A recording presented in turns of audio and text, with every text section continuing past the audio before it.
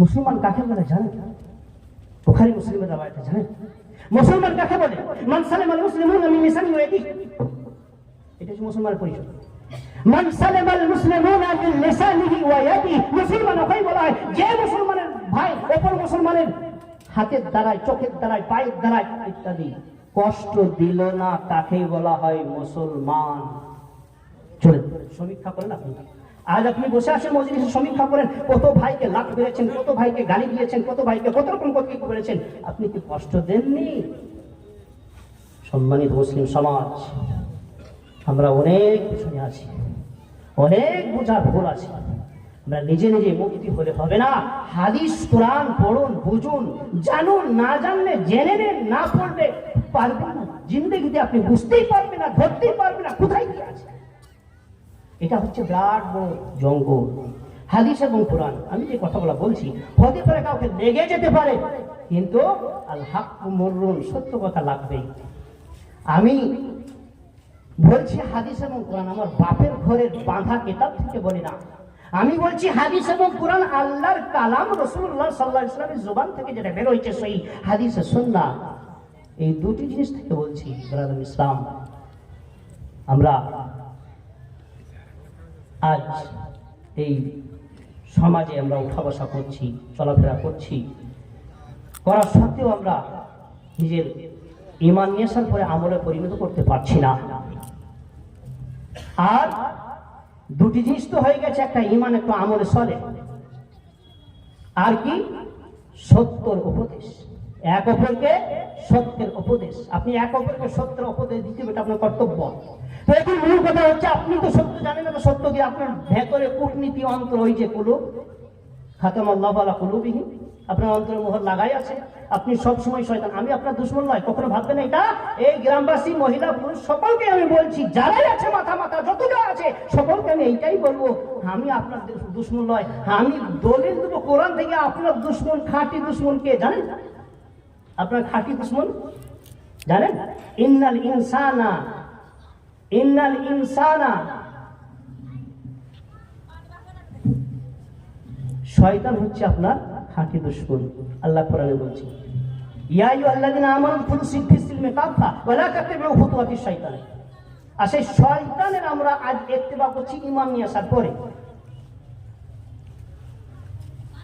তো শয়তান হচ্ছে আপনার পাক্কা দুশমন। আল্লাহ এক নয় কয়েক জায়গাতে বলেছেন।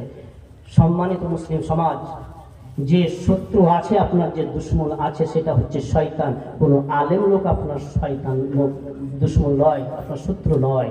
আলেম আপনাকে সম্পূর্ণ গাইড করার চেষ্টা করে, হতে পারে কোনো আলেম কোনো প্রেসারে পড়ে দাবাও থেকে হক কথা বলতে পারে না, কিন্তু হাকিকত ছুটনি শক্তি বানাওয়াত কি রসুল সে আর খুশবু আনি শক্তি কাগজ के फूलों से। সম্মানিত মুসলিম সমাজ, হবে আপনার চিন্তা ভাবনা করবেন, বাড়ি যে চিন্তা ভাবনা করুন, আপনার ভান্ডায় এক না একদিন ফুটবে। এটা হাদিস কোরআনের কথা। আপনি মরবেন, লাঞ্ছিত হয়ে মরবেন।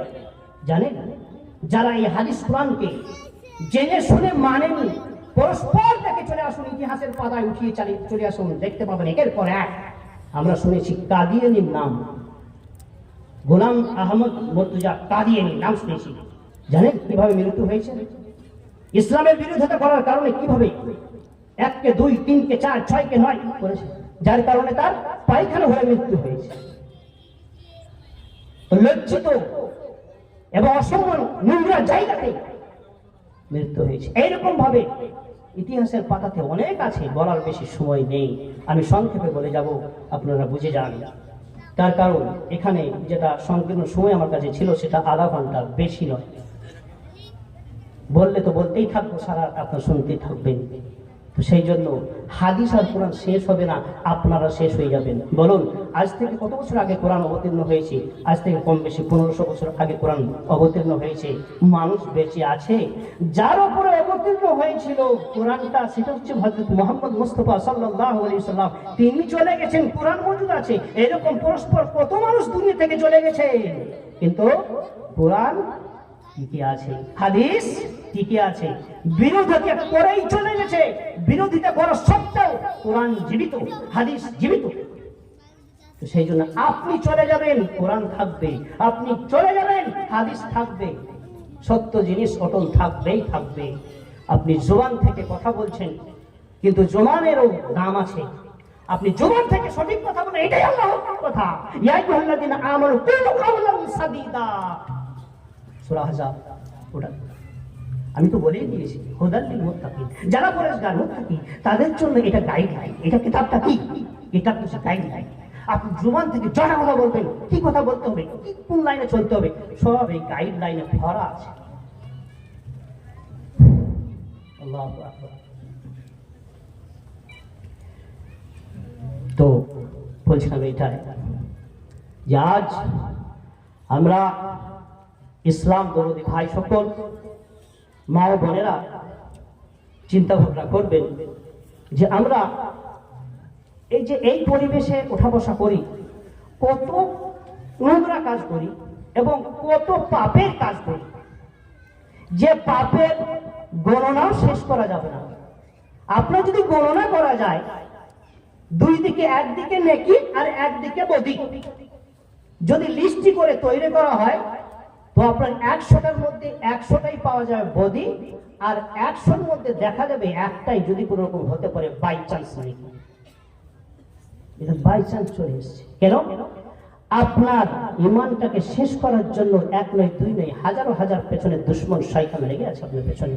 আপনি চিন্তা ভাবনা নাই যে আমার পেছনে কে লেগেছে, কে শত্রু হয়ে বসে আছে, আর আমি কাকে শত্রু বলছি।